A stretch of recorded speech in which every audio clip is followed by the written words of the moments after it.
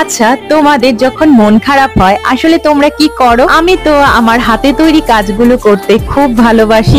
বলতে পারো এটা একটা আমার থেরাপির মতোই কাজ করে। মন খারাপ বা ভালো যেটাই হোক না কেন, আমার নিজের হাতে কাজ করতে খুবই ভালো লাগে। আর সেই কাজগুলো দেখে তোমরা যখন বলো খুব ভালো হয়েছে, তার থেকে বড় প্রাপ্তি আমার কাছে আর কিছুই হতে পারে না। এই দেখো না, বেশ কিছুদিন আগে আমার নিজের হাত থেকে পড়ে চায়ের কাপের কোস্টারটা ভেঙে গেছে। তাই ভাবলাম নিজের হাতে যখন অনেক কিছু তৈরি করি, তাই আমার নিজের জন্য একটা কোস্টার তৈরি করে ফেলি। কিন্তু অনেক দিন ধরে ভাবছিলাম যে বানাবো, কিন্তু সেটা আর হয়ে উঠছিল না।